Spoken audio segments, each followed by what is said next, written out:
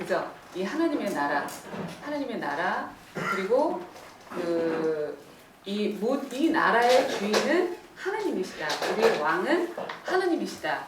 이 거대한 이 주제를 가지고 계속해서 지금 창세기부터 모세오경, 이제 여호수아 또 이제 사사기, 오늘 좀 더 자세하게 하겠지만은 그렇게 지나왔는데 하나님이 성경의 저자이고 또 이 성경이 수천 년 동안에 쓰여졌다고 한다면 저자가 한 분이라면 아무리 그 시간이 길어도 분명히 그 끝까지 하나님의 그 진리를 설명하는데 한 주제를 향하여서 한 길로 갈 거예요. 그런데 참 그거에 대해서 이건 어떻게 보면 첫 시간에 말했어야 될지도 모르는데 제가 이번 주 이걸 좀 묵상하면서 많이 은혜가 됐었어요. 우리가 창세기 1장 1절에 보면은 성경이 처음 열렸던 창세기 1장 1절에 보면은 뭐죠? 우리가 태초에 하나님이 천지를 창조하셨다고 그랬어요. 하셨다고 했는데 여기에서 태초에와 천지라는 이 단어가 굉장히 중요한데 태초라는 것은 한마디로 시간의 어떤 시작이잖아요. 그러니까 아무것도 없는 그런 빈 공간에 시간이라는 또 공간이라는 그 시작, 그 존재가 되게 하는 시작을 할 때 하나님께서 천지, 여기에서 우리가 흔히 아는 우리가 눈에 보이는 하늘 또 눈에 보이는 땅이라고 생각하는데 그런 뜻도 있지만 이 천이라는 게 사실은 복수로 되어 있어요. 그러니까 하늘들 그러니까는 한마디로 하나님의 나라라고도 할 수 있어요. 이 하늘들이라는 뜻에는. 그러면 태초에 하나님이 천지, 하나님의 나라를 창조하셨다고 그랬는데 하나님이 어떤 시간이나 공간 안에 존재하실 수 있는 분이세요? 하나님이 영원하신 분인데 나라라는 이 공간에 들어가실 이유가 없어요. 그런데 하나님께서 이 하나님의 나라를 창조하실 때는 분명히 그 안에 함께 살 이 사람들, 함께 살 어떤 대상들이 있다는 것을 우리가 알아야 되겠죠. 그래서 그 함께 살 대상에 대한 무언가의 계획을 이미 창세전에 딱 창조해 놓으셨고 이 역사라는 이 공간에서 이것을 펼쳐 보인다는 것을 우리가 알 수가 있어요. 그래서 이 태초에라는 단어를 히브리어 보면은 히브리어를 잠깐 볼게요. 이게 히브리어는 왼쪽에서 오른쪽으로 쓰는 거 아시죠? 베레시트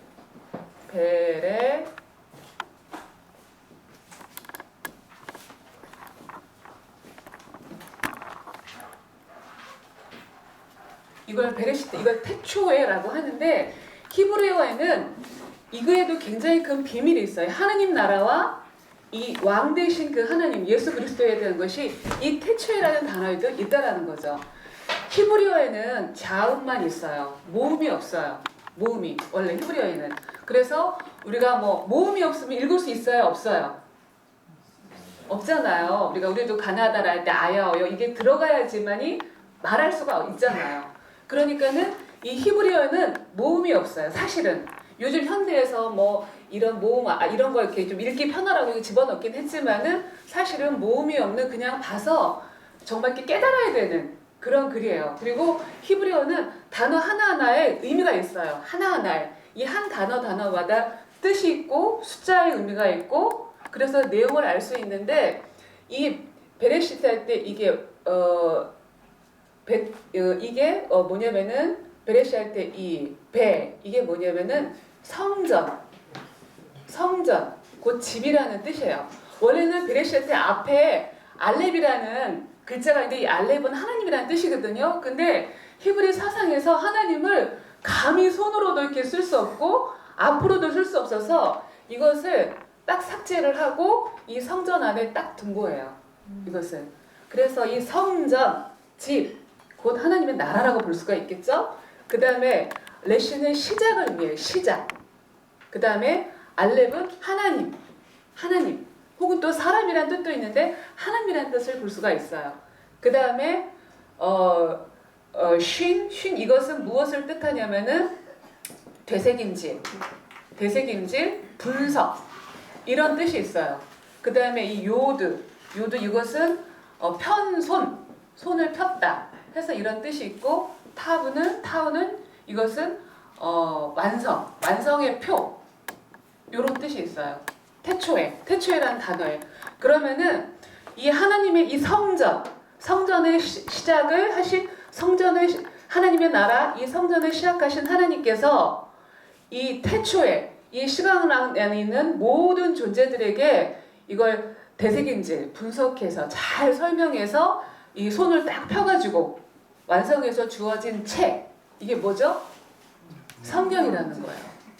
그게 성경이라는 거예요. 할렐루야. 그러면 이 성경이라는 것이 사실은 이것을 하나님의 나라를 이미 태초에라는 단어에서 하나님의 나라, 곧 그 하나님이 누구세요? 사실은 예수 그리스도예요. 이 예수님에 대해서 정말 자세하게 알리고 가르치고 데스킴질해서 이것을 우리에게 딱 주어진 게 성경이고, 그것이 곧 역사이고, 그거라는 거죠. 그래서 이것을 한 번 더 이렇게 확 축약해서 보면은 모세가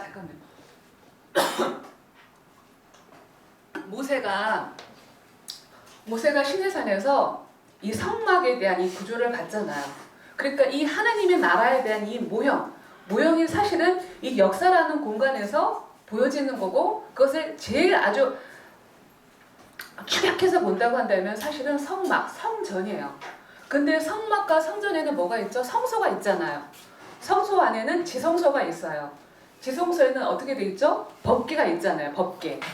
법궤가 있고, 법궤 위에는 시음자라고 해서 아마 여러분들이 법궤 그 사진을 봤는지 모르겠지만은 양쪽에 그 두 천사가 이렇게 엎드려가지고 있는 그 모양이 보이죠? 법궤 안에는 뭐가 있어요? 만나와 아론의 쌍난 지팡이, 그 다음에 율법 그 10계명이 들어가 있어요. 자, 그러면은 이 법궤 안에 있는 이 세 가지라는 것은 사실은 인간의 이 내용이 사실은 인간의 어떤 이 죄된 이 율법이 있는 이유는 사람의 죄를 더 드러나기 위해 산다고 했잖아요. 그리고 이 만나라는 게 언제 주어졌어요? 굉장히 하나님 앞에 이 불순종할 때 주어진 그 하늘에서 내린 음식이잖아요. 그럼 아론의 쌍난 지팡이도 얼마나 많이 이 모세와 아론의 그 권위에 대해서 도전할 때 그 하나님께서 어떤 이 지파에 있는 그 지팡이에 싹이 나는가 할 때 그게 하나님의 뜻이라고 말을 할 때 거기서 오직 아론의 이 지팡이에만 싹이 나는 것을 보게 되잖아요. 그러니까 이 세 가지는 사실은 인간의 죄, 인간의 이 불순종을 상징하는 내용들이에요. 그런데 그것이 법궤 안에 대표적인 상징으로 들어가 있단 말이에요. 그런데 많은 그 지난번에도 배웠던 번제나 뭐 소제나 이런 제사를 드릴 때 이 소나 양을 잡잖아요. 그러면 그 피를 이 법궤에다 뿌려요. 법궤에다가 뿌려서 그 죄를, 그 피는 누구를 상징하죠? 예수 그리스도를 상징하잖아요. 그런데 그래서 그 예수 그리스도의 그 피로 말미암아 그 모든 죄를 도말하겠다는 뜻이고, 그리고 이 천사가 위로 이렇게 덮어 있는 것은 바로 그 하나님이 이 모든 것을 보호하신다라는 그 의미로 있다라는 거예요. 바로 그래서 이 역사라는 공간, 이 성막이라는 공간, 이 하나님 나라라는 것을 설명할 때 바로 그러한 내용으로 펴진 게 바로 우리가 보고 있는 성경이고, 그 내용으로 우리가 그 인식하지 못한 상태에서 이 성경을 읽게 되면 이 방향으로 가지 않으면 굉장히 잘못 간다라는 것을 보게 돼요. 그래서 계속해서 우리가 매주마다 강조했던 하나님의 나라, 왕 대신 하나님, 그 예수 그리스도인데 그분에 대해서 계속해서 초점을 맞추고 나가는 것을 보게 돼요. 그래서 우리가 하나님께서 처음에 아담 한 사람을 잠깐 짧게 우리가 한번 복습을 해볼까요? 아담 한 사람을 지었을 때는 아담 하나를 위해서 짓지 않았다고 그랬죠. 아담 한 사람 안에 있는 오고 오는 많은 그 인류, 이 단도가로 짓지 않으시고 바로 그 사회, 공동체를 이루는 이 사람으로 지었다라는 거죠. 그리고 이 아담이 가진 인간관에 대해서는 너는 나다, 나는 너다. 마치 하나님께서 이웃을 내 몸과 같이 사랑하라고 했잖아요. 그러니까 너는 나고 나는 너라는 것은 철저하게 이 공동체가 이루어지는 그 원리는 사랑의 원리. 너나 구분이 없는 이 사랑의 원리로 지어져야 되는 통치되어야 되는 사회가 돼야 된다는 거죠. 이것을 아담이 깨달았을 때 비로소 그때 만물을 다스릴 수 있는 왕의 권세를 주었던 것을 우리가 기억이 나죠. 그랬는데 아담이 어때요? 이 선악과를 따먹으로 말미암아서 이 하나님의 이 권위, 하나님의 왕대심의 권위를 거부하잖아요. 그래서 이 거부한 이 모든 인류가 창세기 11장까지 가보니까 어땠죠? 결국 그들이 형성되었던 이 공동체, 이 국가라는 것이 바벨론, 이 메소포타미아 문명을 만들었는데 그것은 결국 그것이 지배하는 원리는 뭐였죠? 사랑이 아니라 힘이, 이 권력이 원리가 되는 그런 사회였다라는 거. 그래서 하나님께서는 이 창세기 11장에는 더 이상 일반 세계사는 말하지 않고 하나님의 나라, 하나님께서 원래 보여주시고자 했던 그 나라의 그 샘플로 이스라엘이라는 아브라함을 통해서 이스라엘이라는 국가를 만들어서 쭉 가다 보니까는 창세기 실제적인 어떻게 보면 성경의 가장 진액이라고 할 수 있는 역사에 있는 창세기, 또 출애굽기, 민수기, 그다음 뭐였죠? 레위기하고 신명기는 하나의 교과서라고 있고 창, 출, 민, 수, 사사기, 사무엘 오늘까지 왔는데 쭉 읽다 보니까 어때요? 특징이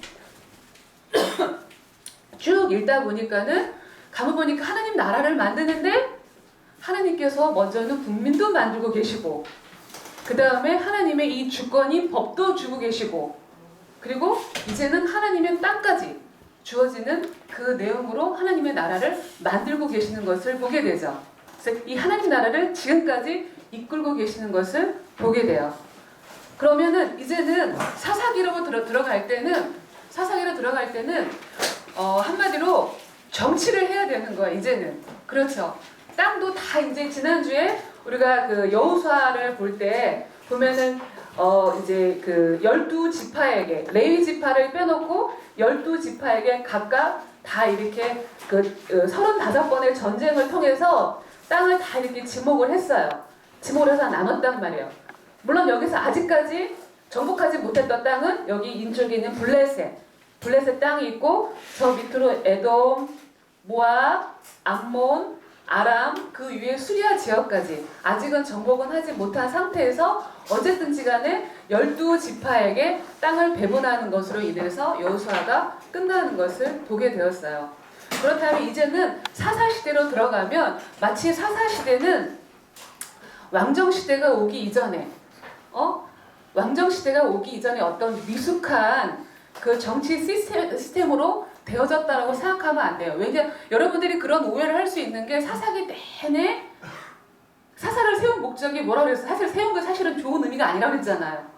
이 백성들이 정말 이 타락한 이 가나안 문화를 다 도말하고 이 하나님의 이 말씀에 순종해서 하나님의 이 나라를 이루어서 이제는 이 우리들끼리만 잘 먹고 잘 사는 것이 아니라 이 올바른 하나님을 그대로 내 안에 그 영광을 비춰서 그 영광을 이 열방 가운데 정말 이 전파에서 열방이 그 하나님이 그 내 아버지이고 창조자인 것을 알고 믿고 돌아오게 하기 위해서 하나님의 목적이었는데 이 이스라엘 백성들이 그러질 못했어요. 여호수아가 죽는과 동시에 다 타락을 하게 돼요. 타락을 하게 되고 지난번에도 레위의 첩사건과 미가의 신상사건이 있었잖아요. 레위 첩사건이 있었을 때 레위의 첩을 윤관했던 게 여러분들이 오해하는 게 기브온 족속에 있는 사람이 아니에요. 사실은 베냐민 지파예요. 베냐민 지파 중에서도 굉장히 유력했던 사람들이었단 말이에요. 아주 유지들. 그러니까는 이 11개의 이 모든 지파들이 모여가지고 베냐민하고 싸우다 할 때 뒤로 물러서지도 않고 그래 싸우겠다 할 정도의 힘이었다는 거 보면은 그 첩을 내내 윤관했던 것은 사실은 베냐민 지파의 수장이었다라는 거죠. 그럴 정도이면은 사실은 이 11개의 지파도 굉장히 타락했다라는 것을 우리가 알 수가 있어요. 그래서 이 사사시대 내내 보니까는 계속해서 타락했다고 해서 여러분들은 생각할 때 굉장히 미숙하니까 그 다음에 다윗 같은 왕이 나와서 했나보다 이렇게 생각하면 안 된다라는 거예요. 물론 사사기라는 내용이 가장 큰 중심에 있는 레위인을 그 중심의 역할, 이 모든 이 하나님의 말씀을 모세와 같이 대원해서 가르쳐야 될 사명이 갖고 있는 레위인들의 절대적인 그 역할이 필요했는데 그것을 하지 못했던 그것으로 말미암아 레위인을 그 고발하는 내용이 있는 것이 가장 군중심 사상이에요. 그러나 가만 사실 그 내용 안에 보면은 하나님은 이 사사기를 통해서 이 사사시대를 통해서 하나님이 원래 정말 이 땅과 주권과 이 국민을 만들어서 하나님이 이 땅을 통해서 펼치고 싶어 했던 어떤 이상 국가라는 게 있었다라는 거죠. 그래서 우리가 오늘 이 사사기, 룻기, 사무엘상 하를 보면서 그 내용의 핵심을 우리가 잡아야 되는 것을 보게 됩니다. 자, 여기까지 우리가 이해를 하고 계시죠? 여기까지 좀 정리가 되나요? 자, 그래서 우리가 한번 쭉 펴보겠습니다. 103페이지.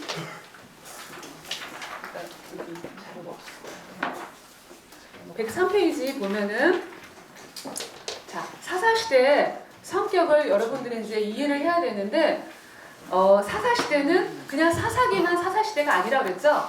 자, 여호수아, 사사기, 룻기, 사무엘, 상하 이 5건은 사실은 실질적으로 보면 사사시대와 다 엮여 있어요. 그러니까 사사기라는 이것을 반죽을 해가지고 그냥 딱딱 바리케이트를 쳤다가 보시면 돼요.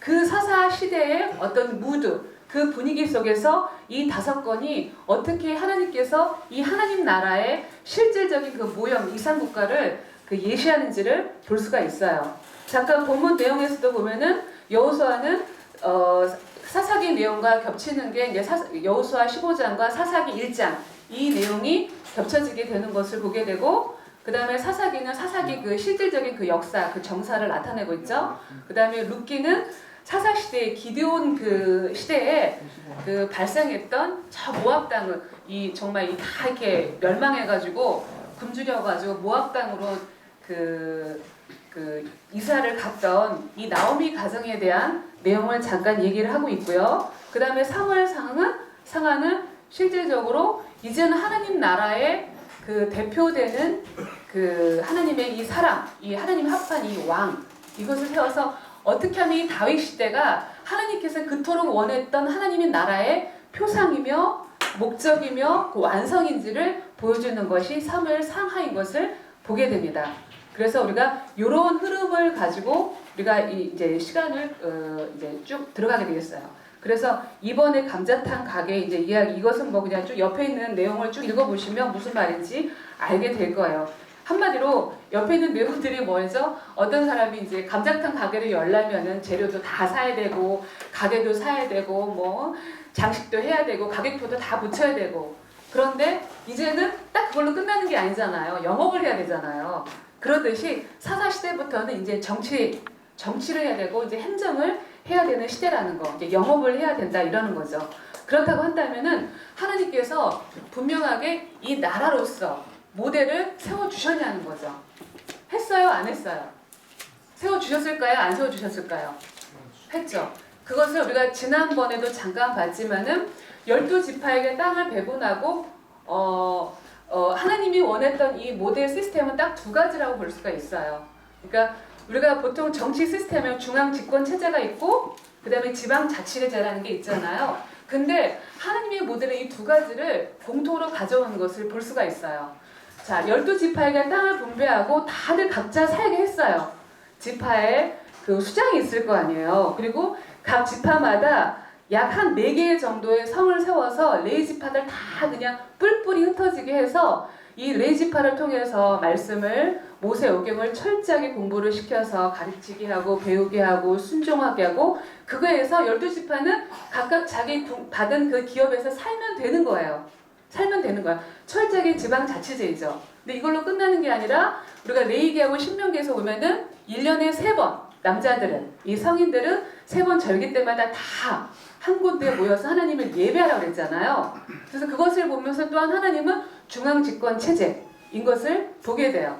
그래서 분명히 이제 결속을 위해서 한 번에 1년에 3번은 같은 절기를 갖기 위해서 모이고, 그 다음에 각각 뿔뿔이 흩어져서 철저하게 말씀으로 순응하는. 그러면은 사실 이 나라는 사실은 사람 왕은 없어도 실제로 이 말씀이 왕인 것을 알면 말씀이 왕 노릇하는 그 시대로 가는 것이 하나님의 그런 모델 형태였다라는 것을 보게 됩니다. 그 다음에 그러면은 이 나라로서의 모델을 하나님께서 지으셨고, 그럼 이상 국가가 그냥 되냐는 거죠. 이상 국가가 그냥 될 수 있나?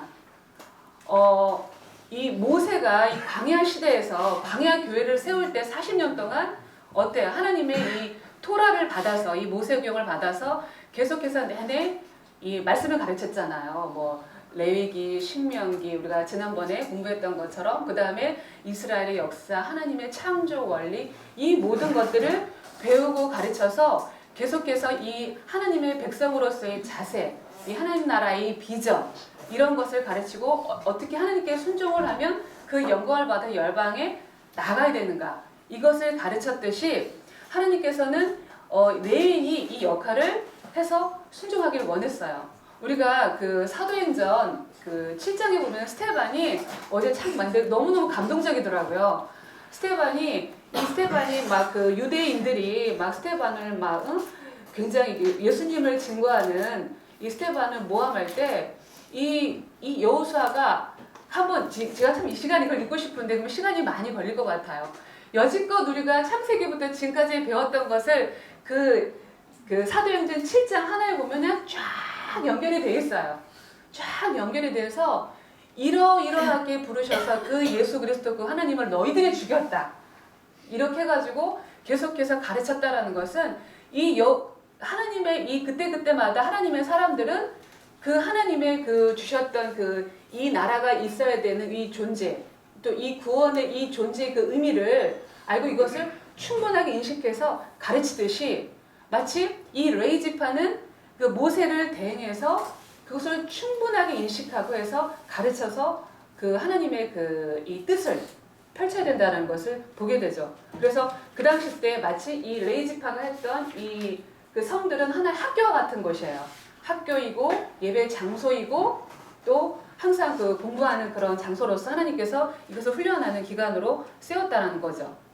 그래서 이스라엘 백성들은 이 학교를 중심으로 해서 말씀을 깊이 연구하고, 그래서 하나님을 알고 부지런히 하나님의 이 말씀대로 순종하고 살아야 되는 것을 보게 됩니다. 그 다음에 104페이지에 보면은 그 다음에 그 매뉴얼이 무엇이냐? 모세오경이죠. 우리가 토라, 그죠? 그래서 레위기, 특별히 신명기 그 내용이 있는 것을 보게 돼요. 어떻게 저번 시간에 노는 동안에 어떻게 레위기하고 신명기를 읽으라고 했는데 읽어보셨나요? 읽어보신 분 한번 손 들어보실래요? 그러니까 다 까먹고 이렇게 눈이 지금 뭐 하죠. 저는 이번에 이것을 끝나고 나면 정말 레위기 신명기를 따로 이렇게 연구를 할 거고, 성막과 성전을 정말 깊이 공부를 해야 되겠다는 마음을 먹었어요. 하는데 공부하면 갈수록 정말 우리의 살아가는 방향, 이것을 나중에 나오겠지만 다윗이 얼마나 연구했는지, 역시 과연 하나님이 합한 왕이었다라는 것을 여러분들이 알게 될 거예요. 그래서 우리가 정말 이 레위기, 신명기, 모세오경은 철저하게 알아야 돼요.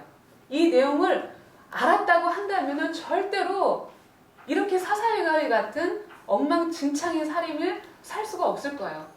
분명히 사사시대와 같은 그런 엉망진창인 시대도 있었지만 그 가운데서는 분명히 사무엘도 있었고, 똑같은 시대인데 사무엘도 있었고 다윗도 있었고, 사무엘의 엄마였던 한나와 같은 그 거룩한 영성을 가진 그 엄마와 같은 분도 있었다라는 거예요. 그쵸? 근데 반대로 이 한나의 엄마와 반대인 엄마가 누구예요? 미가의 엄마 어때요? 완전히 그냥 뒤죽박죽이 되어가지고 그냥 에봇도 만들고 드라빔도 만들고 해서 그러한 사람, 혼탁한 사람도 있지만 그런 같은 시경 배경 가운데는 분명히 하나님께 순종하는 그 무리, 그 남은 자들이 있다라는 거예요. 그래서 하나님은 그러한 사람들 통해서 하나님의 나라의 이 시간을 쭉 이끌고 가는 것을 보게 됩니다. 그래서 이 모세오경은 어떠한 내용인가? 바로 하나님 나라의 통치 원리가 다 이 안에 있다라는 거예요. 왜? 하나님의 나라니까. 그래서 하나님의 말씀으로 다스릴 수 있도록 했다라는 거죠. 그래서 이 모세오경을 아주 그냥 딱 하나로 또 뭉치면은 그것은 10계명이라고 했잖아요. 1계명부터 4계명까지는 하나님을 사랑하는 거, 하나님을 예배하는 거, 하나님을 섬기는 거. 근데 5계명부터 10계명까지는 뭐죠? 5계명의 시효는 사람 간에 사랑하는 거. 그래서 이웃사랑. 결국은 이 사랑의 원리로 우리가 정말 하나님을 순종하고 사람을 사랑하고 이웃을 사랑하는 열방에까지 이끌고 가는 그러한 것을 하나님께서 이 모세오경을 주셨다라는 것을 보게 돼요. 이 내용을 누가 알고 있어야 되느냐 하면은 누구죠? 이 내용을 제일 많이 알아야 됐던 사람은 사실은 레위인이었다라는 거죠. 그래서 사사시대의 주인공은 사실은 레위인이라고 볼 수가 있다고 말을 하고 있죠. 신명기 18장 2절에 보면은 레위인에게는 기업을 주지 않았어요. 그래서 뭐라고 말씀했냐면 그들은 기업을 얻지 못했어도 여호와가 그들의 기업이라고 말을 했어요. 하나님이 이 여호와 하나님이 이 레위인의 기업이었던 거예요.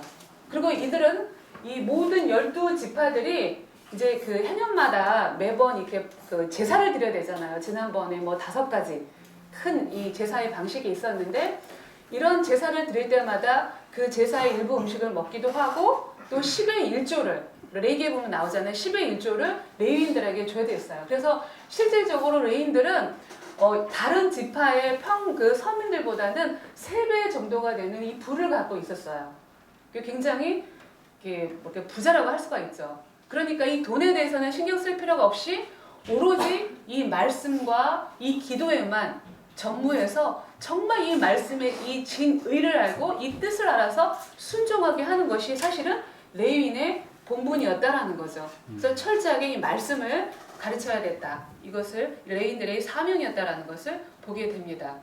그래서 레위기라고 딱 써있잖아. 레위기.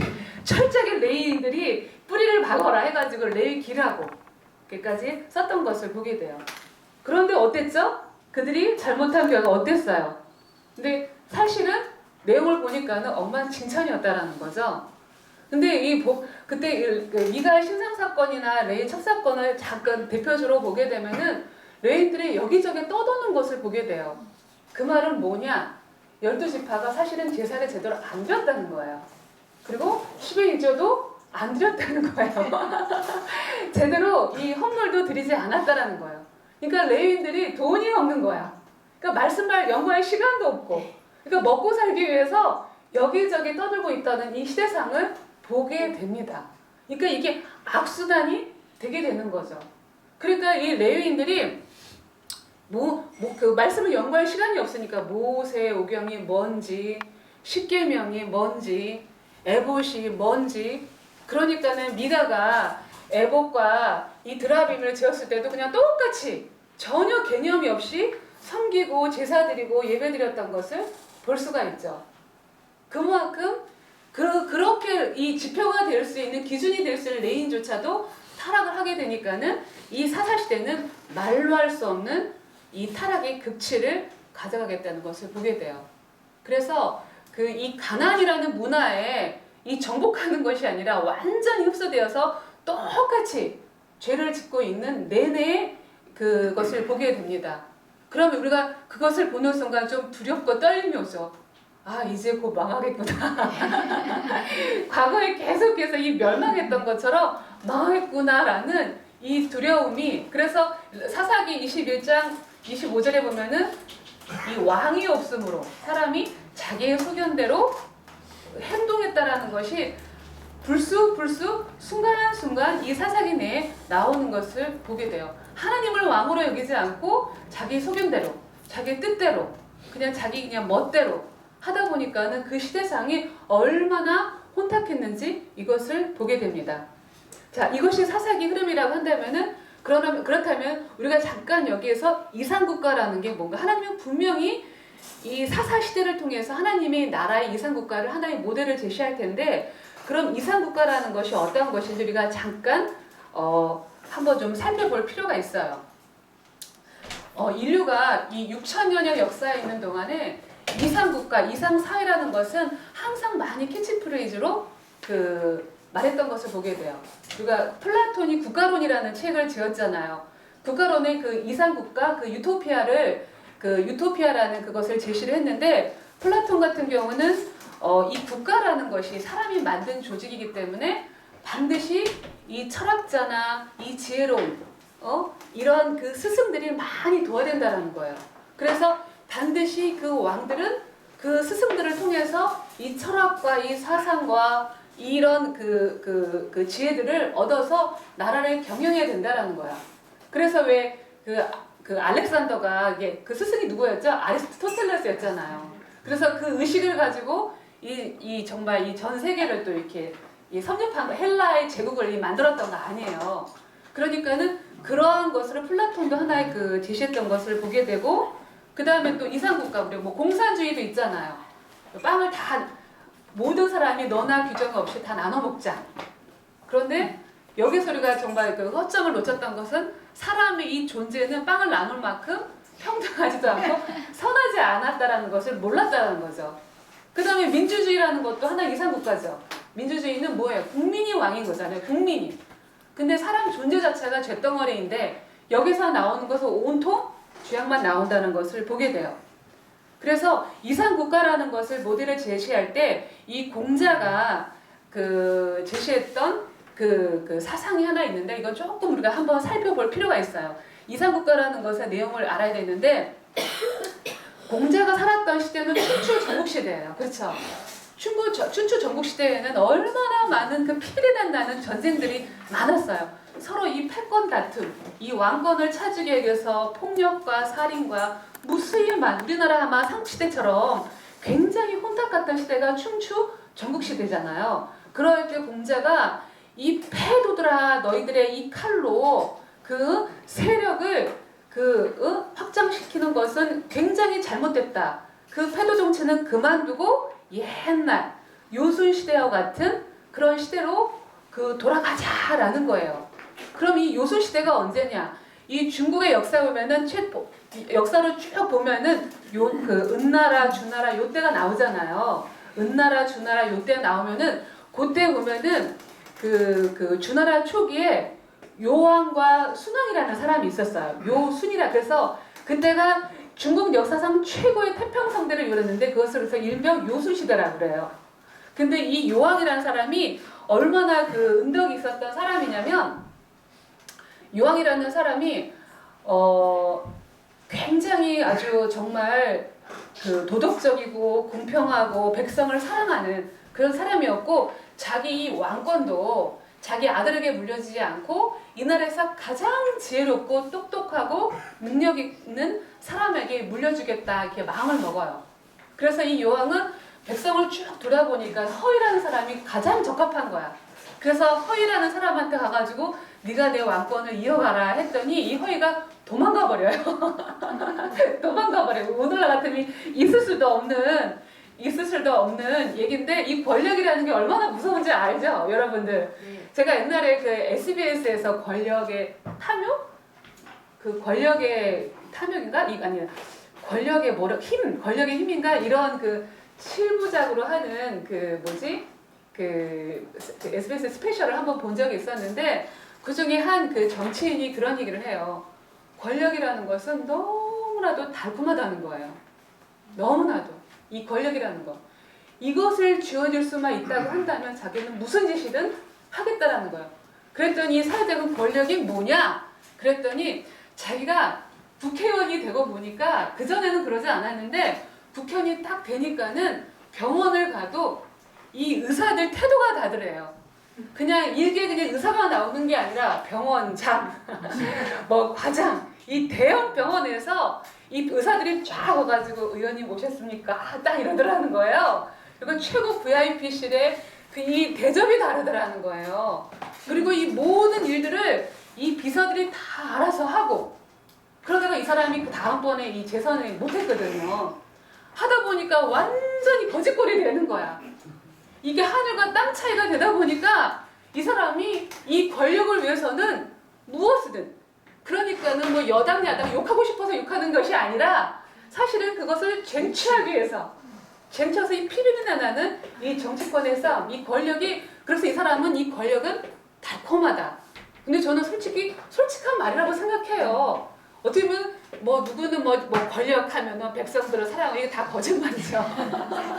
사기죠. 사실은 이 권력이라는 그만큼 탐욕이라는 게 있다라는 거예요. 근데 이 요순 시대에는 그러지 않았다. 이게 사실이 가상일 거예요. 분명 이럴 수가 없죠. 근데 혀 잃은 사람이 도망가 버려요. 그래서 이 나중에 이제 정말 찾고 찾아가지고 순왕에게 이 순이라는 사람에게 이거 왕위를 물려주는 이 아주 그 예화가 있고, 또 이 요왕이 어느 날 이제 백성들이 얼마나 잘 살고 있나 몰래 이제 들어가서 이게 옛날에 임금들이 그랬잖아요. 그 몰래 들어가서 백성들의 이 동태를 살펴보는 그런 때가 있죠. 우리나라도 그런 것이 있잖아요. 그 비슷하게. 그런데 거기서 가서 이제 어떤 이 할아버지가 그냥 있길래 농부에게 할아버지 어떻게 좀 행복하세요? 이제 잘 지내세요? 그랬더니 행복하지. 너무 잘 되지. 농사는 잘 되세요? 그랬더니 항상 해년마다 풍년이지. 마을 사람들이랑은 잘 지내세요? 그랬더니 마을 사람들이랑은 매일매일 떡도 해먹고 잔치도 하고 우리 너무 즐겁고 행복하다고. 그랬더니 그러면은 할아버지 혹시 이 나라 임금이 누군지 아세요? 그랬더니 이 나라에 임금이 있었어? 그랬더라는 거예요. 그러니까 그것을 보고 요왕이 야 이거다 바로 내가 원했던 게 이런 거다. 이 백성들이 임금이 있는지 없는지도 모를 만큼 너무나도 성숙해서 정말 잘 지내고 있고 이것은 내가 너무나도 정치를 잘하고 있다. 바로 이게 요술시대라는 거야. 그러니까 이 공자가 바로 이러한 시대, 백성도 다 성숙하고 왕도 아주 성숙해서 이런 왕도 정치를 하는 이런 시대로 돌아가자. 이래서 이것을 유가사상이라고 그러거든요. 그래서 유가사상. 그래서 이것을 여기서 바로 유교라는 게 나온 거예요. 그래서 왜 유교의 수신제가 치국 평천하. 먼저 수신, 자기를 다스리고 집안을 잘 다스린 자가 이 천하를 다스릴 수 있다. 이러한 사상을 가지고 바로 이 왕도 정치를 했단 말이에요. 그래서 자기 인생을 쭉 보니까는 그 20세에는 학문을 딱 이렇게 뜻을 두게 되고 30세에는 학문을 시작하고 30세에는 입지라고 그랬잖아요. 이 뜻을 딱 정하고 40세에는 그 부록이라고 그러잖아요. 이 부록은 뭐예요? 그 뜻에 이 하늘의 뜻, 이 뜻에는 어떤 것도 내가 흔들리지 않을 만큼 딱 중심을 갖고 있고 50세에는 지천명이다. 이제는 이 명령은 이 뜻은 하늘의 명령으로 알고 내가 사명감을 갖겠다라는 거예요. 그리고 60이 되니까 이 순이라고 하잖아요. 그러니까 귀가 부드러워져서 이제는 어떤 말을 해도 내가 흔들리지 않고 그냥 잘 순종을 하게 되더라. 그리고 70에는 종심서욕 불육어. 이게 무슨 말이냐면은 이제는 이 하늘의 뜻을 딱 적어보니까는 내가 어떤 행동을 해도 내가 뭐 그냥 맘대로 행동을 해도 하늘의 뜻에는 그 이치에는 벗어나지 않더라. 이게 바로 이제 완전히 성인이다. 이렇게 말을 하고서 이런 나라를 만들어야 된다라는 거예요. 그런데 공자는 그러고 죽었어요. 그리고 바로 죽었어요. 그러고 나서 이 제자들이 죽음에 대한 얘기를 물어봤을 때 내가 사는 것도 모르는데 결국 이렇게 보면 인간적으로 그럴싸하게 말은 해놨는데 그럴싸하게 말은 만들어놨는데 결국 죽을 때는 죽음이라는 문제 앞에서 사는 것도 모르는 이놈아 내가 죽는 것을 어떻게 알겠느냐. 그리고 죽어버렸어요. 어쨌든 그런데 이 공자가 말했던 이 성인국가, 이상국가에는 하나님은 사람들도 이런 이상국가라는 것을 제시했다면은 하나님은 그러지 않았겠냐는 거죠.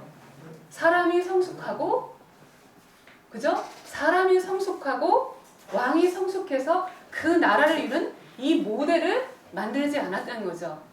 바로 그 사명을 사실은 이 성경, 모세, 오경 이걸 통해서 충분하게 순종할 때는 이런 나라를 이룰 수 있다는 거예요.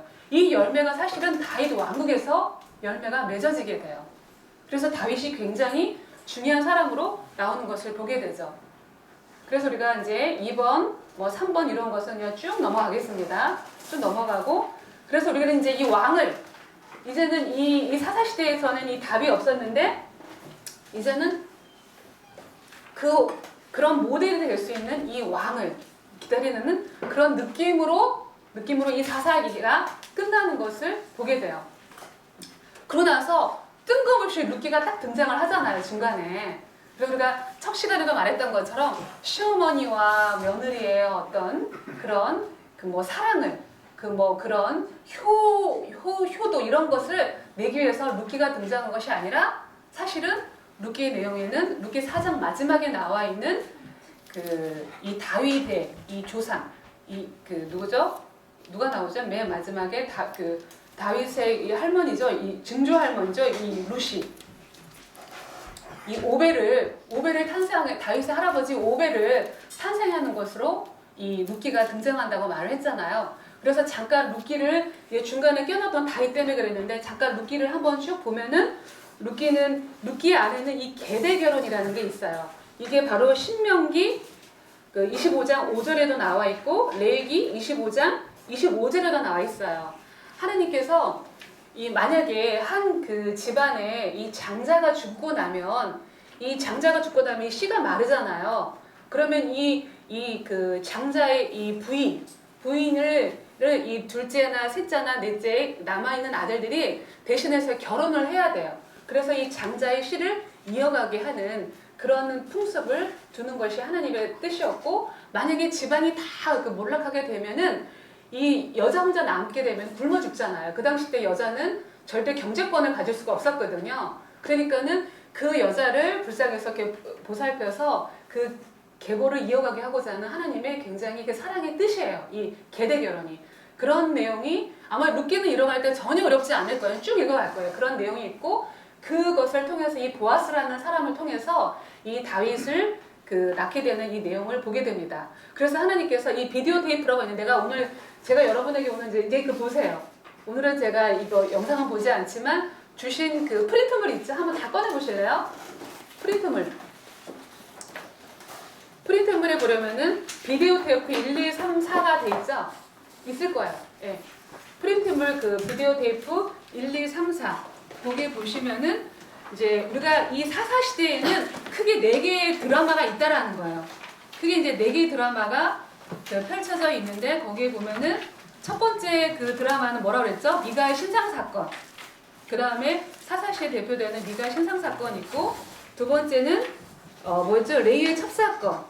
그래서 1번, 2번은 굉장히 암울하고 슬픈 내용이지만은 이것으로 하나님께서 끝내지 않고 하나님께서는 대안을 만들었는데, 바로 룻기와 이 다윗을 집어넣어서 바로 하나님의 그 나라의 모델을 보여주는 것을 보고 있다고 보고 있어요. 그래서 그 내용 그냥 쭉 보시면은 됩니다. 그래서 우리가 룻기는 그다지 어려운 내용이 없으니까 자세한 내용은 그냥 글을 읽어봐도 여러분은 넘어갈 수 있을 거라고 봅니다. 자, 그 다음에 쭉 넘어가고 이제는 룻기는 지나가고요. 특별한 것은 이 룻기에는 없습니다. 근데 읽어보시면 여러분들이 알게 되고요. 그래서 이거 마태복음은 좀 제가 나중에 설명을 하겠습니다. 룻기는 쭉 넘어가겠습니다. 그 다음에 이제 여기에서 이제 룻기의 목적은 다윗을 찾아내는 거라는 거죠. 그래서 사사기에 최종적으로 머무는 곳은 바로 이 다윗이라는 사람을 발견하기 위한 거라는 것을 보게 됩니다. 자, 그러면은 이제 사무엘 상하로 이제 들어가는데요. 드디어 이제 우리가 다윗을 공부해요. 이렇게 사사시대의 그 암울한 상황을 배경으로 삼아봐야만 보이는 사람이 바로 다윗이라는 거죠. 사무엘 상하는 바로 이 다윗의 이야기를 하려는 것이고, 또 물론 이 사무엘서에는 사무엘도 나오고 사울 왕도 나오긴 해요. 그러나 실질적으로 이 다윗의 그 들러리라고 보면 된다라는 거죠. 이 내용에는. 그래서 여기서 보면은 이제 먼저 이 길앗 전체 하기 전에 111페이지에 보면 사무엘 상하 한번 잠깐 스케치를 해볼까요? 사무엘 상하 내용을 보면은 먼저 사무엘 상은 다윗이 왕 되기 전 그 내용을 기록하고 있고요. 사무엘 하는 다윗이 왕 되고 난 실질적으로 치정했던 그런 내용들을 보게 됩니다. 그리고 제가 또 한 장 나눠드렸죠.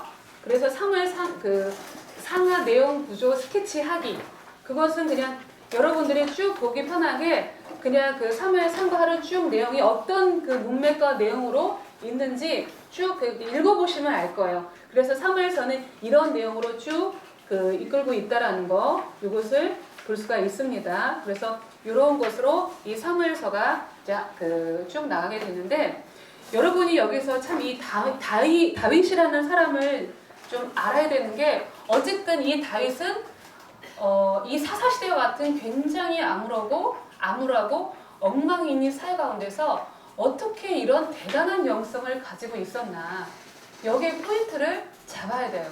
그리고 하나님께서는 하나님의 이 남은 자들, 어떤 사람을 통해서 그 나라를 이끌고 가고 가는지를, 그러니까 그 초점을 가지고 이 사무엘서를 읽어야 된다라는 거죠.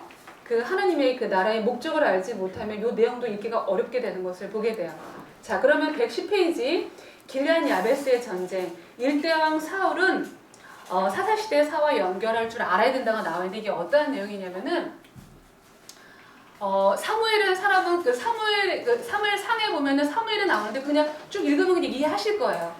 근데 사무엘이 뭐 크게 뭐 그 사람은 제사장 역할도 했고 사사 역할도 했지만은 사실 그가 한 가장 큰 일은 왕을 세운 거예요. 사울 왕도 세웠고 그 다음에 다윗 왕도 세웠잖아요. 사울 왕은 우리가 흔히 말하는 창세기 1장부터 했던 세상 나라, 그 힘과 이 폭력, 이 권력의 원리로 지배하는 니므롯, 골리앗, 뭐 네피림, 이와 같은 왕의 대표가 되는 사람이 사울이고, 그 다음에 다윗은 하나님의 나라의 그 하나님의 대리 통치자의 역할로서 세워졌던 이 센터래요. 그런데 이 사울이 왕이 될 때 그 흐름을 알아야 돼요. 이 사사시대의 배경에는 모세 때만, 그러니까 여호수아 시대 때만 해도 보통 35번의 전쟁을 했어요. 다 이겼죠. 그리고 사사시대에 와도 수많은 전쟁을 했어요. 그런데 사사시대를 살면서 이 400년 동안 이 사사시대의 사람들이 수많은 전쟁을 하는데 이 백성들의 이 뇌리에는 하나의 굉장히 깊이 박힌 것이 있었을 거예요. 뭐냐? 그게 세상왕의 모델이에요. 세상왕의 모델. 보통 우리가, 여러분 트로이 전쟁 봤어요? 보통 전쟁을 볼 때 트로이 전쟁에 보면은 이 누구지? 브래드 피트가 누구였죠? 이게 아킬레스였나? 이 브래드 피트와 또 상대방이 어마어마한 이 왕들이 딱 이제 그 완전히 항우를 벌리잖아요. 양쪽에.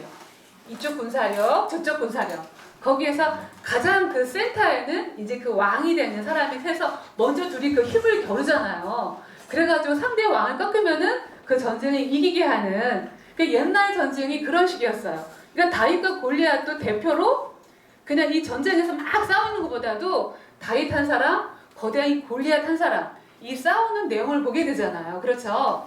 그런데 그 당시에 이 왕이라는 것은 바로 이 네피림 또는 이 니므롯과 같은 왕이었고, 그 셈플이 그 사사시대의 대표적인 그 왕이 골리앗이었어요. 골리앗의 키가 성경에 나와요. 얼마나 되는지 알아요? 2m 96, 거의 3m예요. 네피림이 거인이라고 그랬잖아요. 아낙 자손의 후손이에요. 이 골리앗은 키가 어마어마하게 크고 손가락이 몇 개라고 그랬죠? 6지라고 그랬잖아요. 성경에 다 나와요. 여러분 안 읽었어. 손가락이 6개, 발가락이 6개, 도합 모두 몇 개예요? 24개죠. 어마어마. 그리고 그러니까는 이 골리앗이 그러니까 보통 이 세상 왕의 표징이에요. 표징. 그러니까 이 많은 백성들이 전쟁할 때 왕 막 싸우다가도 왕이 살아있네? 그럼 그 왕을 힘을 얻고서 막 전쟁을 하는 거예요. 근데 싸우다가 만약에 왕이 죽었다. 그럼 그 전쟁은 끝난 거거든요. 그런데 이 사사시대에 오니까는 저쪽은 이렇게 어마어마한 왕이 있는데 우리는 왕이 없어. 사사들이라고 있는데 사사들이 하나같이 누구죠? 농부, 뭐 여자, 그리고 뭐 서자, 뭐 서민들, 몸도 왜소하고 보잘것이 없어요. 하나님을 이렇게 믿고 뭐 하긴 하지만은 가끔 이기는 전쟁이 있지만은 대부분은 열세에서 하게 될 때 이 사사시대의 사람들이 이 마음이 굉장히 위축이 돼 있을 거예요. 그러니까 예를 들면은 내가 엄마가 없어요. 아빠밖에 없어. 근데 내 친구 영희 집에 어느 날 친구가 초대를 해서 그 집을 갔단 말이에요. 근데 집에 가보니까 집도 아주 커. 그거 좋은데 띵동 하고 집을 들어가 보니까는 너무 예쁘고 고상하고 친절한 엄마가 어머 우리 영희야 하고서 맞이하는 거야. 그런데 나는 그걸 보니까 가슴이 울컥하는 거야. 나는 엄마가 없잖아요. 엄마가 없잖아요. 그때 그 엄마가 오늘 학교에서 잘 지내니 하고서 얼마나 그냥 하면서, 그런데 나를 보고 어머 너도 왔구나. 그래서 간식도 내어주고 친절하게 하는 그 내용을 볼 때 나는 어떻겠어요? 굉장히 좀 슬픈 마음이 있겠죠. 그래서 집에 돌아와가지고 우리 집도 초인종을 띵동을 엄마 하려고 했는데 나는 엄마가 없는 거야. 마치 고아 같아. 그랬더니 사사시대의 그 국민들은 비록 눈에 보이는 사사는 있지만은 사실 이와 같았다는 거죠. 마치 우리는 왕도 없고 고아 같은 그 느낌으로. 그래서 계속해서 왕을 달라고 기도를 하잖아요. 왕을 세우는 게 하나님의 뜻이에요, 아니에요? 분명히 사무엘상 7장에는 너희들 이 사무엘이 막 하나님 앞에 이것을 가지고 기도하니까는 저들이 이 세상을 왕을 원하는 것은 너를 거부하는 것이 아니라 나를 거부한 거라고 말을 했어요. 하나님을 왕상을 믿기를 원했다는 말이에요. 그런데 이 백성들 이 마음에는 이 눈에 보이는 이 왕에 대한 이 뇌리를 깔고 이 사사시대 이 사울 왕의 배경을 봐야 돼요. 고라할 때 이 암몬 족속이 이쪽에 있는 암몬 족속이 이 길랏 이 문하세가 사는 이 지파에 살고 있는 이 땅을 점령한 거예요. 응? 야베스 길랏 쪽에 바로 이 점령을 한 거예요. 그래서 그 당시에 사무엘이 한마디로 사울을 왕으로 삼은 게 아니라 사사격으로 세워가지고 이 전투에 출정을 시켜요. 그런데 이 전쟁에서 이겼어요? 졌어요? 이겼잖아요. 대승을 거두게 돼요. 전쟁을 이기고 나니까는 그러면서 이 사울은 전쟁 끝나고 나서 어느 사사와 같이 집으로 돌아가려고 했거든요. 그랬더니 그때 이 사울의 키가 장대하고 얼굴도 잘생기고 머리도 복슬복슬하고 그야말로 이 사사시대 백성들이 보니까 딱 그런 세상에 봤던 그 왕인 거야. 그러니까 그때 그 무지가 사울 해가지고 이 사울을 왕으로 추대를 해요. 그래서 일대 왕이 되게 되는 것을 보게 돼요. 그래서 사울은 일대왕이 하게 됐을 때 이 천하 통일을 하지 못하고 남유다는 빼고 베냐민 지파와 유다 지파 이 남유다는 빼고 10개의 지파를 가지고 이 사울 왕국을 이스라엘 왕국을 세우는 것을 보게 됩니다. 그래서 이 이스라엘 왕국이 처음에 이제 이 왕국 그전에는 사사시대에는 통일이 되었었지만 이 왕국이라는 게 세워질 때는 처음부터 하나가 된 통일되지 않았다라는 것을 여러분은 봐야 돼요. 여기에서. 그렇죠? 그래서 이제 10개 지파만 남유다는 따로 그냥 지파로서만 그냥 존재를 했던 거예요. 근데 이런 시대 가운데 이제 이 다윗이라는 사람이 어느 날 등장을 하잖아요. 저번에 말했던 것처럼 블레셋은 사사시대 내내 이스라엘 백성들을 괴롭혔던 족속이에요. 다른 에돔, 암몬, 모압, 저 아람도 많은 전쟁이 왔지만은 사실 이 블레셋이 400년 동안에 이스라엘을 내내 괴롭혔고 그리고 이 다윗이 갔을 때야 비로소 여기를 점령하게 되거든요. 그런데 이때 블레셋이 이 골리앗이라는 왕이 와가지고 막 이스라엘을 그렇게 괴롭혔어요. 그때 이제 여러분 잘 알잖아요. 이 어린 15살짜리 그 기름 부어 받았던 이 어린아이가 이 다윗이 짠 어느 날 나타나서 그 다윗을 이기잖아요. 그래서 다윗에게 너는 창과 이 검으로 달려오나 나는 여호와의 만군의 주 여호와 이름으로 한다고 하면서 이 돌멩이 하나로 그냥 딱 했잖아요. 근데 여러분은 여기서 알아야 될 것은 이 한 본문에서 그냥 대단하다. 하나님께서 쓸 사람이니까 대단한 능력을 주어서 이렇게 그냥 이 돌멩이에다가 그냥 기운을 담아가지고 그냥 여기에 딱 박았겠지 이렇게 생각하시면 안 돼요.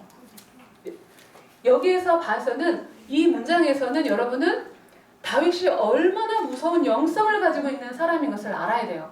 다른 본문에 보면은 시편이나 이런 데 보면은 다윗이 이 양을 지키기 위해서 사자를 찢어 죽였다고 그랬잖아요. 그렇죠? 그러니까는 이 목동 시절에 얼마나 그가 하나님을 찬양하고 예배하고 정말 제가 어제 시편과 이거 다시 한 번을 쭉 읽어보는데 눈물이 나더라고요. 정말 그는 하나님을 알았어요. 그리고 이 모세오경을 철저하게 각인이 되어서 체질화가 되었던 사람이라는 걸 보게 돼요. 왜? 시편에 있는 글들을 하나하나 보면은 절대 모세오경을 알지 못하고는 그런 내용들을 쓸 수가 없습니다. 그래서 하나님을 예배하고 하나님을 찬양하고 하나님을 알고 얼마나 많은 고난과 역경을 통해서 완전히 이 하나님에 대한 이 믿음과 이 인식이 있다 보니까 이 배짱이 두둥했던 거예요. 나와 함께하는 것은 이 만군의 창조하다 여호와 하나님이 나와 함께한다는 그 믿음이 있었기 때문에 다윗이 아니, 골리앗으로 보이지 않았다는 거죠. 그래서 그 돌멩이 하나로 딱 접근이 되어서 이 골리앗을 무찌름을 말미암아서 이 다윗이 그 사건으로 말미암아 온 백성들이 이제는 이 다윗이 주목하게 돼요. 그러다 보니까는 그 112페이지에 보니까 어떻죠? 그걸 통해서 이 사울이 다윗을 굉장히 시기하게 되죠. 그래서 백성들이 불렀던 노래가 다윗을 이제 하나의 장관으로 세워가지고 전쟁들을 시키는 다 전쟁마다 이겨요. 그러니까 사울을 통해서는 천천히요, 다윗을 통해서는 만만이라. 다윗을 통한 이기는 전쟁은 만만으로 이기고 사울을 통해서는 천천히로 이긴다. 여기에 이제 사울이 이 미워해가지고 이 다윗이 도망을 가잖아요. 죽음의 위협에. 그래갖고 다윗이 이제는 이 남유다 쪽, 여기서 보면은 다윗이 이 아래쪽에 남유다, 사울이 정복하지 못했던 이 남유다 쪽을 중심으로 해서 바람광야, 모압도 가고 블레셋도 가고 이 지역을 떠돌면서 거의 한 13, 14년간을 떠돌면서 정말 이렇게 그 피해 다녀요. 근데 여기에서 모았던 군사가 몇 명이냐? 600명 정도가 됐는데 하나같이 알죠? 죄인들, 힘없는 자들, 다 버림받은 사람들, 마치 수호지의 그 송강이 채천행도라는 그 하늘의 뜻을 내가 가지고 이 도를 행하겠다. 그래가지고 채천행도 깃발을 들고서 이 죄인들 이런 사람들 모아가지고 나라를 세우잖아요. 그러듯이 이 다윗도 똑같이 이런 사람들을 가지고 수많은 국지전을 하게 돼요. 그러다가 어느 날 정말 이 사울이 블레셋 전투에서 죽잖아요. 죽게 되고 나니까는 그때 이제 이 남방 유다 사람들이 다윗을 왕으로 세워요. 왜 이렇게 남방 유다에 있는 장로들이 다윗을 좋아하게 되냐면은 수많은 전쟁을 통해서 이 노획물이 나오잖아요. 그러면은 이 다윗이 굉장히 하나님을 섬기는 사람이기 때문에 지파의 우두머리에게 다 그냥 갖다 바치고 아주 싹싹하게 잘 섬겨요. 그러니까는 남유다 쪽에 있는 모든 사람들은 굉장히 다윗에 대한 신임을 갖게 되죠. 그래서 남유다의 왕으로 7년 반 정도를 통치하게 됩니다. 그러고 나서 이 북이스라엘에 이 사울은 죽고 그 아들 이스보셋이 왕은 한 2년 정도 7일을 하게 되는데 굉장히 혼란 가운데 있다가 북이스라엘은 모든 지파의 수장들도 다윗에게 와서 나머지 그 33년 동안 이제 통일 왕국을 이루게 되는 것을 보게 돼요. 이 통일 왕국을 이루게 되는데 여기서 우리가 이제 한 가지 알고 넘어가야 되는 것은 처음 시작할 때부터 분명히 한 통일 왕국이 아니라 두 덩이로 시작을 했다라는 거죠. 그죠? 그리고 이 두 덩이의 내용에는 굉장히 다윗 말기에도 사실 이 두 덩이에는 갈등이 있어요. 그래서 결국 이 내용을 사실 이해를 정말 알아야 됐던 것은 솔로몬이 했어야 돼요. 근데 솔로몬이 이걸 망각한 거예요. 그래서 그 아들 때에 가서 두 개가 완전히 갈라지게 되는 그런 것을 우리가 열왕기에 가서 보면은 우리가 이제 알 수가 있죠. 그래서 그런 불안한 출발을 했다라는 것을 보게 돼요. 그래서 다윗이 이제 그 나라를 통치를 하게 되는데 그때 이제 우리가 여기서 알아야 되는 건 첫 번째로 예루살렘을 정복을 하게 돼요. 이 400년 동안 예루살렘은 정복하지 못했어요. 예루살렘은 그 당시에 여부스 족속이 그 장악을 하고 있었거든요. 아무도 여기가 완전히 큰 산에 지어진 이 나라이기 때문에 성이기 때문에 난공불락이었어요. 그래서 사사시도 그 누구도 이 예루살렘은 정복하지 못했거든요. 그런데 그 다윗이 통일을 한 다음에 제일 먼저 예루살렘을 정복을 합니다. 정복을 하고 그 다음에 무엇을 하냐면은 이 법궤를 가지고 오죠. 옛날에 그 사울이 왕이 되기 이전에 사사시대 때 블레셋이 이 법궤를 뺏어가잖아요. 뺏어갔다가 여기에 어마어마한 저주가 오니까는 사실은 다시 이스라엘이 돌려져 있는데 그 기란 여아림 이 아미나답의 이 제사장 집안에다가 72년 동안 여기다 둬요.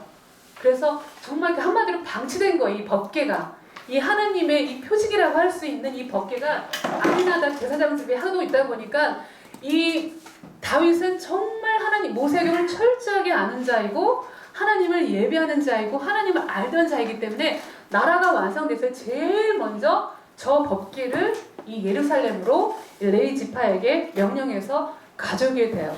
가져올 때 어때요? 다윗이 얼마나 저렇게 방치되어 있던 그 법궤가 이제는 이 땅에 이 예루살렘 이 성 안에 들어오니까 얼마나 기뻐했던지 막 옷이 벗겨질 정도로 춤췄던 거 알죠? 그걸로 인해서 참 그 장면을 보니까 막 너무 눈물이 나더라고요. 얼마나 하나님을 사랑하는 열심히 하늘에 찔렀는지 정말 그 체면 무시하고 하나님을 정말 예배하는 그 막 어쩔 줄 모르는 거야. 이 하나님이 이제 우리 안에 온다고 이 민족 가운데 샤켄하시는 그 하나님이 약속했던 하나님이 이스라엘 이 왕국에 처음으로 온다고 생각하니까 다윗이 너무나도 기뻐 뛰는 그런 내용들이 있는 것을 보게 되고요. 그 다음에 다윗이 이제 점령을 실질적으로 하게 되는데 블레셋도 드디어 점령을 해요.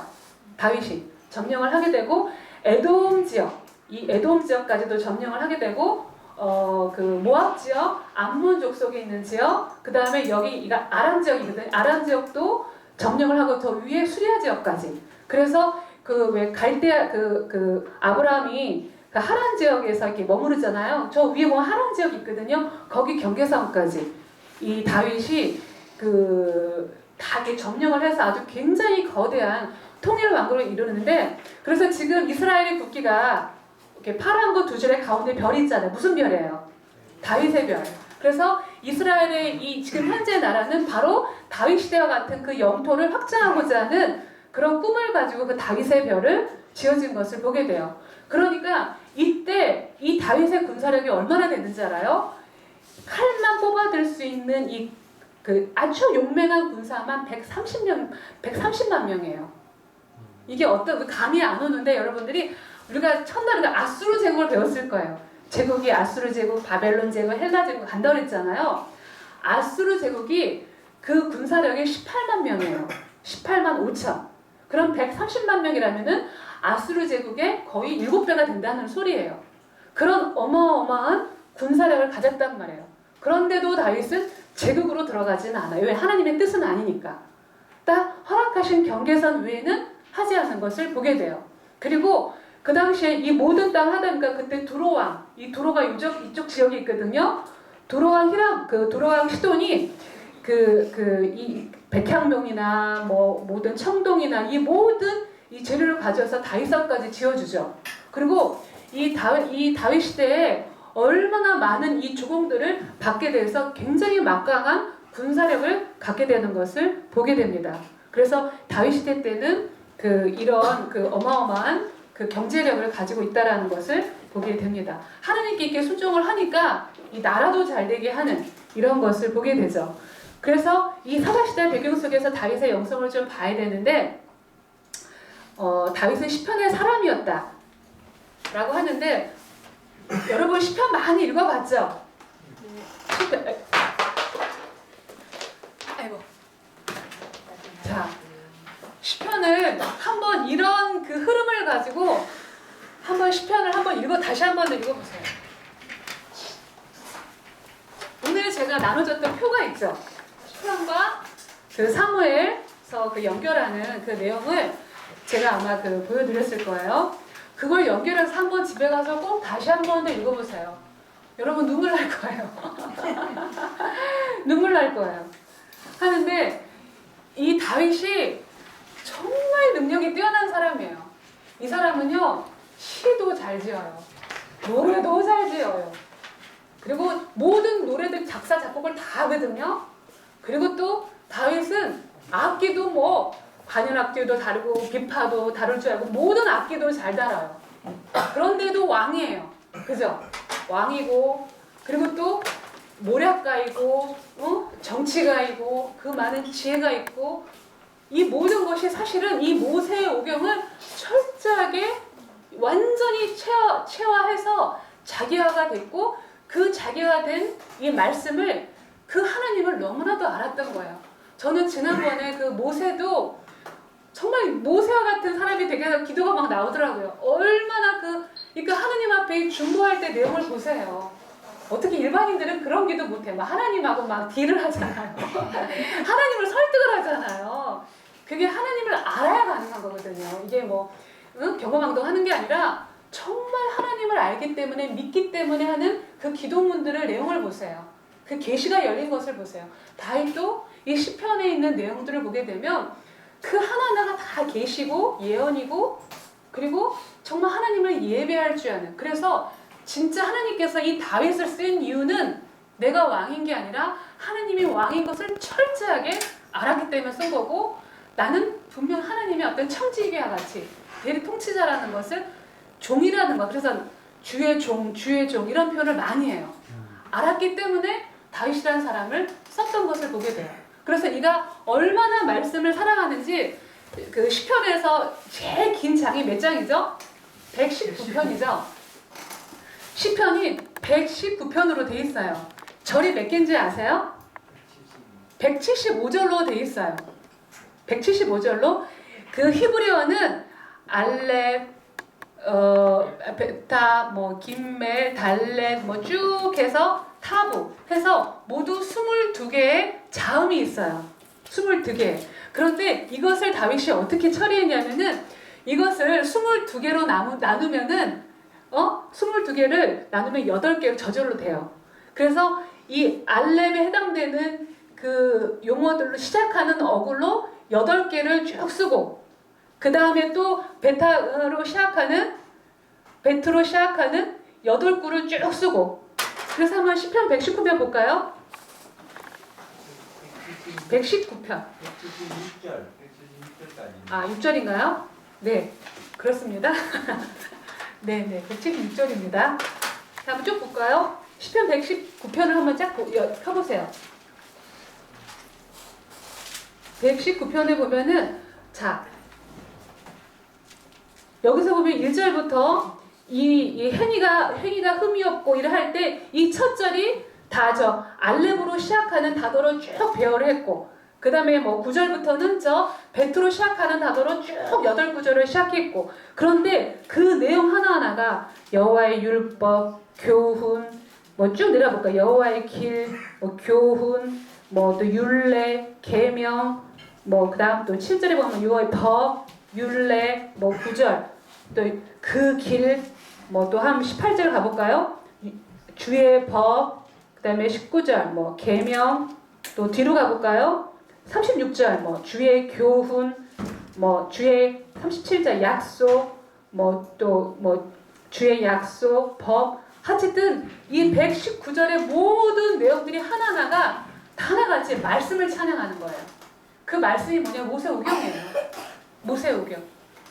그래서 이 176절 하나 모든 것을 하나님의 말씀을 찬양해서 단어가요, 거의 4만 단어가 넘거든요. 이게 어휘력도 뛰어난 거야. 그러니까 얼마나 똑똑하지, 어휘력이 얼마나 뛰어난지, 이 많은 단어를 다 해서 하나님을, 이 말씀을 찬양하는 이런 것을 보면은 얼마나 시편이, 그리고 뭐 마스길, 믹단, 느비듬에 맞춰서, 그러니까는 우리나라 뭐 국거리 장단 뭐 이런 거 있듯이 다 장단도 다 틀리게 해가지고 다 다르게, 굉장히 창조적이고 뛰어난 지혜를 가진 그런 사람이었던 것을 보게 돼요. 그래서 다윗이 얼마나 많은 인생에서 경험이 있었고, 목동이나 장군, 왕, 또 시인으로서 그것도 고난과 죄의 회개까지도 이 모든 거 하나님을 찬양하는 것으로 승화시켰다라는 거. 그래서 그 사람은 그 하나님을 예배하는 사람이었다라는 것을 보게 됩니다. 자, 그런데 이 다윗이 이제 사무엘하 7장에 가서 보면은 뭐가 되니까 보면은, 이제는 천하 통일도 다 이루었고, 저 나라도 다 이렇게 만들었고, 큰 나라도 대국도 만들었고, 법궤도 와 있어요. 그런데 다윗이 울어요. 나는 이렇게 다윗과 같은 아름다운 성에서 지내는데 내 하나님은 저 장막에 그냥 있다라는 거에 대해서 이 나단을 불러가지고 하나님 앞에 정말 우리와 함께 하시는, 내 안에 계시는 이스라엘 하나님, 나의 하나님, 열방의 하나님을 정말 그 집을 짓겠다고, 그 성전을 짓겠다고 하나님께 서원을 드려요. 그러면서 막 울면서 나단에게 그것을 대언하게 하는 것을 보게 됩니다. 대언을 하죠. 그래서 일단은 이 여호와의 열심에 이제는 하나님을 향해서 얼마나 그 예배를 드리고 싶어 하는지, 그래서 볼까요? 여러분이 이거 펴봐야 돼. 사무엘하 7장을 보겠습니다. 사무엘하 7장 16절. 이것은 같이 보겠습니다. 사무엘하 7장 16절. 다윗이 하나님께 예배를 드리겠다. 하나님이 응답을 내리죠. 나단을 통해서. 내가 나를 위하여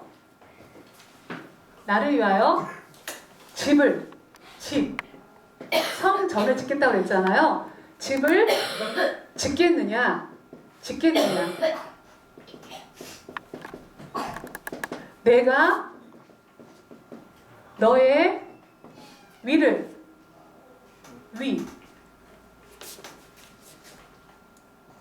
너의 위를, 자리, 보좌, 왕자, 너의 위를, 이 왕자를, 왕좌. 그리고 우리가 그 한 나라의 그 이름으로 쭉 가는 거, 그 왕의 계열로.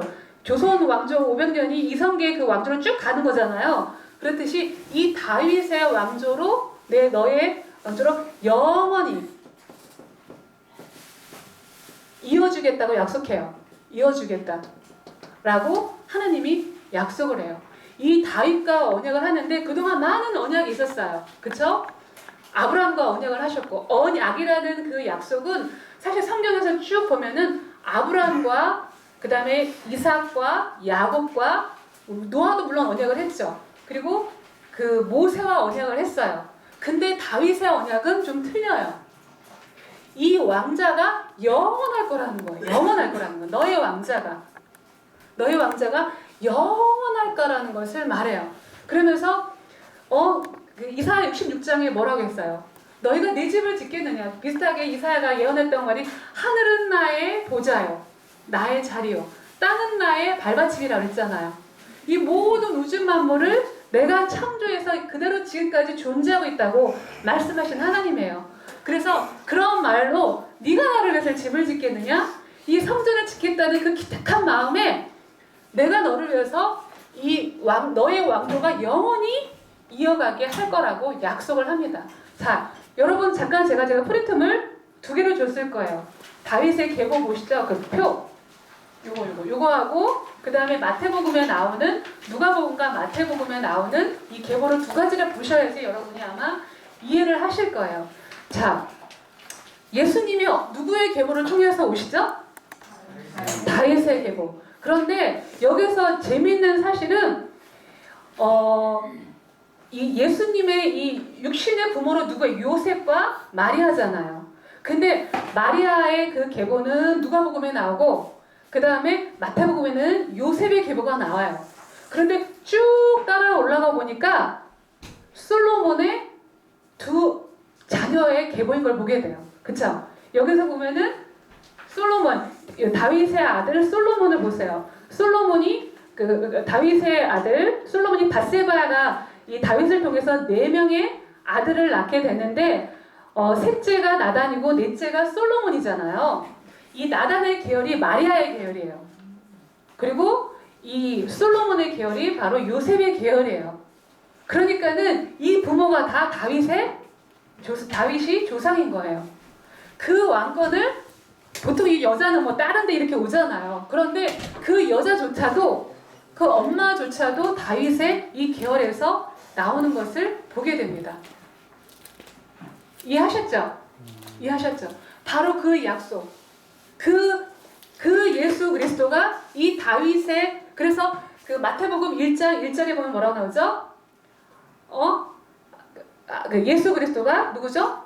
아브라함과 다윗의 그 왕, 그 예수 그리스도의 세계라는 것은 역사할 때 그 세계가 아니라 그냥 족보라는 뜻이에요. 세대라는 뜻이에요. 족보라는 거예요. 그래서 그렇게 말했던 것처럼 그 왕권, 결국 그 하나님, 그 예수 그리스도가 만군의 주 하나님이고 하나님 나라의 주인이잖아요.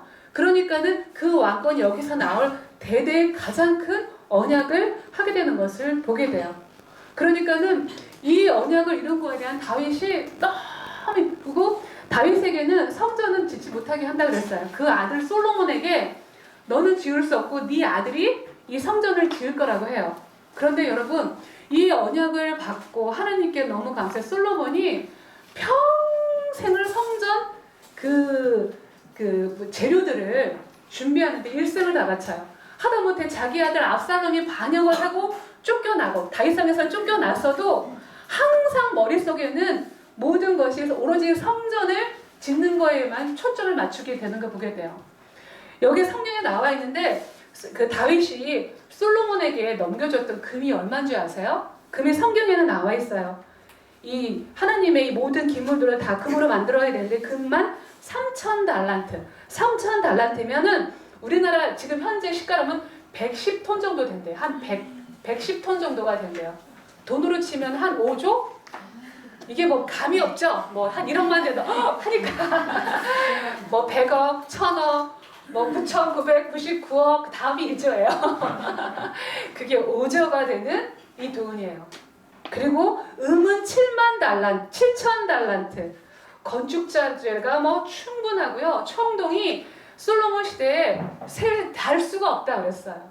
그러니까 다윗이 전생에서 이렇게 많이 이제 뭐 조국을 받았을 거 아니에요.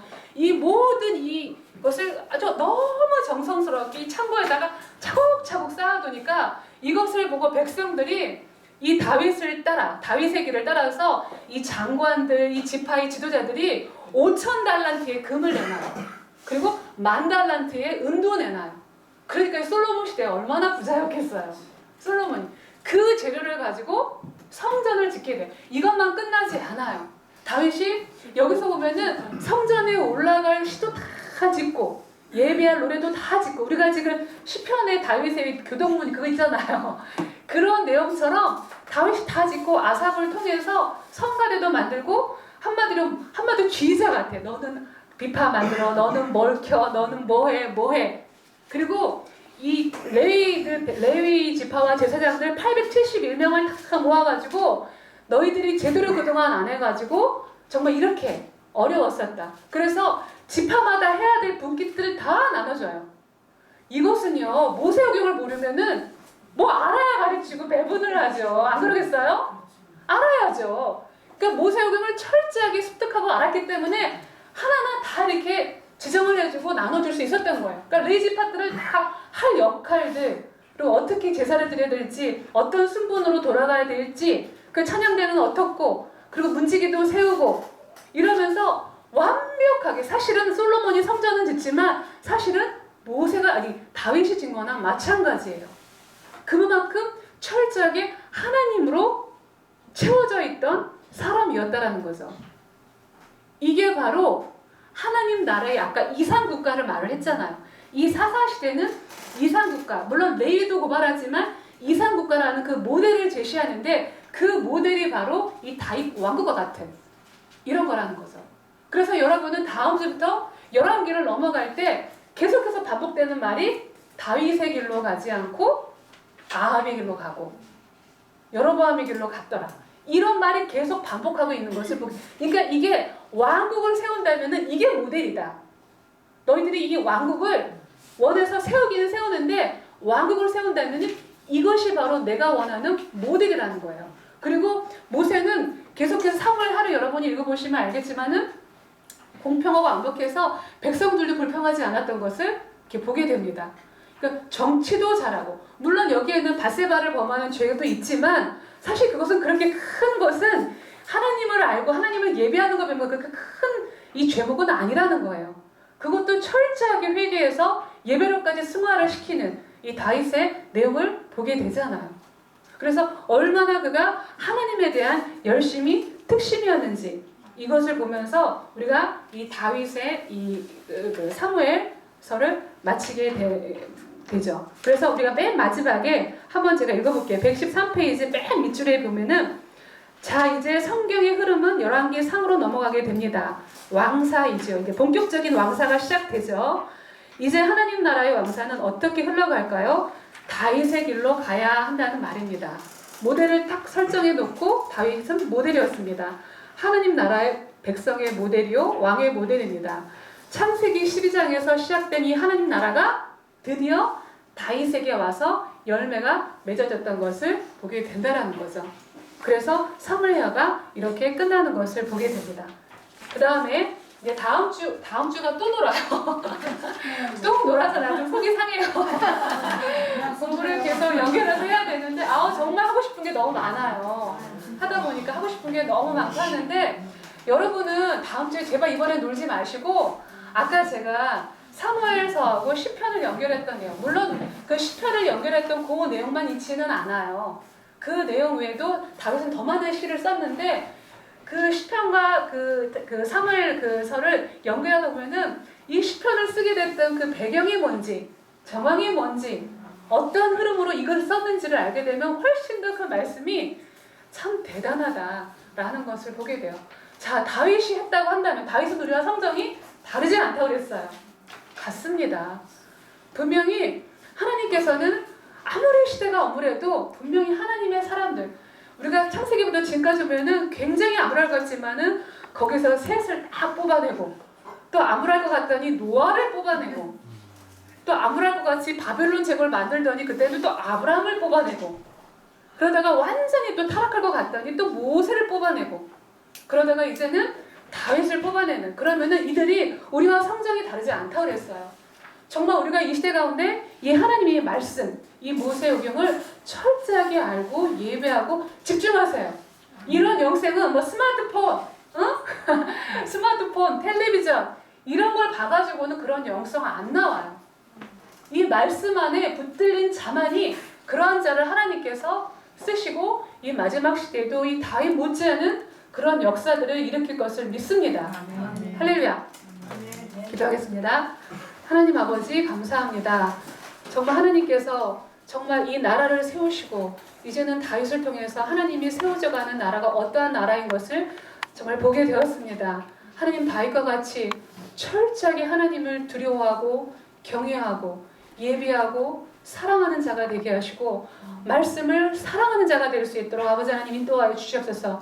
저희가 성경을 열 때 눈을 열어주시고 귀를 열어주시고 마음 눈을 밝혀주셔서 정말 이 말씀이 하나님의 뜻대로 알아먹게 하시고 그 말씀에 순종하여 우리의 삶의 체질화가 되고 삶이 되어서 우리의 삶을 통해서 열방이 복을 받는, 하나님께서 원래 원하셨던 그 뜻대로 열방이 복을 받는 그런 축복이 마지막 시대에 이루어질 수 있도록 축복하여 주시옵소서. 감사드립니다. 예수님의 이름으로 기도하였습니다.